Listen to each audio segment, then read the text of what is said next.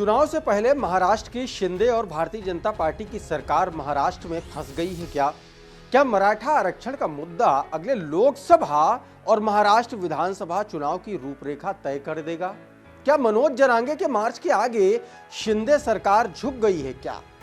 मराठाओं को कुणबी ओबीसी में शामिल किया गया तो महाराष्ट्र की सियासत में क्या क्या होगा, क्या हो सकता है? इस तरीके के तमाम सवाल आजकल महाराष्ट्र में आम हो चले हैं।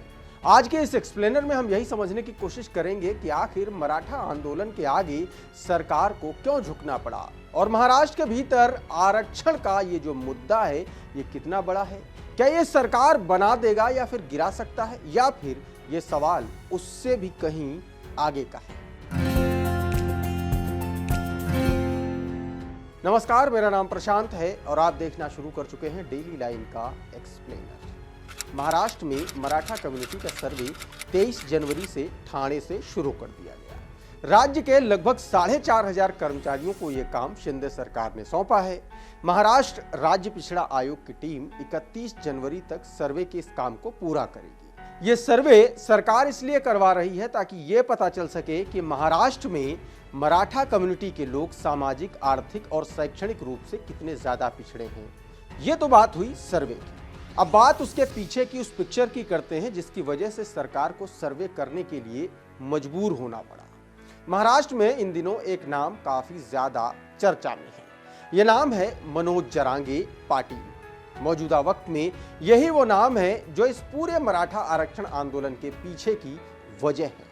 मनोज जरांगे पाटिल इस आरक्षण के मुद्दे को धार देने के लिए पुणे से मुंबई तक मार्च निकाल रहे हैं। इस समय जरांगे दरअसल राज्य के मराठाओं को कुणबी समाज में तत्काल शामिल कराने की मांग कर रहे हैं। इससे पूरी कम्युनिटी ओबीसी यानी कि अन्य पिछड़ा वर्ग की श्रेणी में आ जाएगी और आरक्षण का उसको फायदा मिल सकेगा।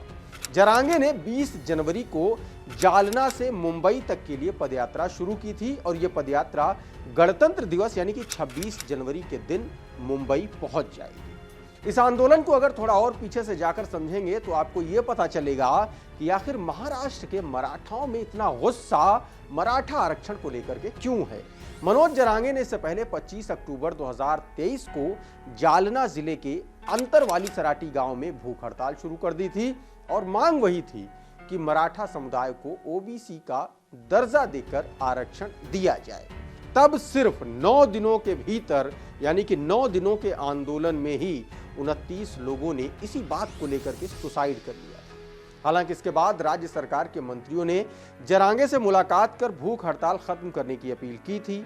उन्होंने स्थायी मराठा आरक्षण देने का वायदा भी किया था। इसके बाद 2 नवंबर 2023 को मनोज जरांगे ने अनशन खत्म कर दिया था। साथ ही सरकार को 2 जनवरी 2024 तक का समय दिया था। मांगे पूरी नहीं हुई हैं तो जरांगे एक बार फिर सड़क पर उतर आए हैं।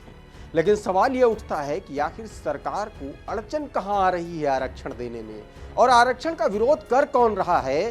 साथ ही सवाल यह भी है कि मराठा आरक्षण आंदोलन की वजह क्या है। चलिए सबसे पहले इसे ही समझ लेते हैं। तो महाराष्ट्र में कुल 33% यानी कि कुल आबादी का लगभग 4 करोड़ लोग मराठा हैं।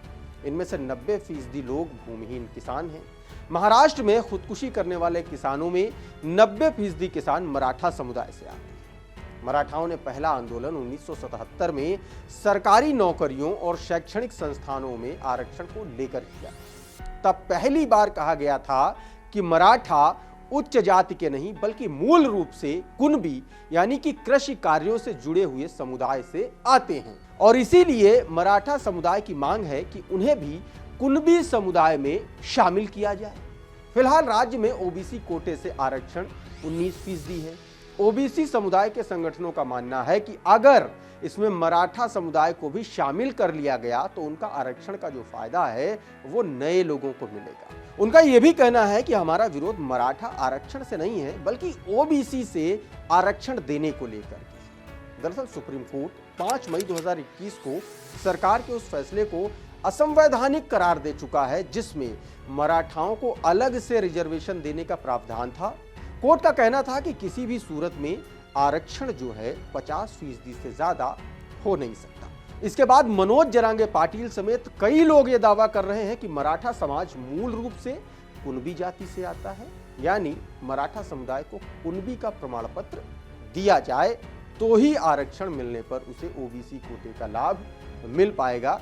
मांग यही है कि मराठाओं को कुणबी में शामिल किया जाए और इसी का विरोध चल रहा है, इसी की मांग चल रही है। आज के इस खास एक्सप्लेनर में फिलहाल इतना ही। आप देखते रहिए डेली लाइव।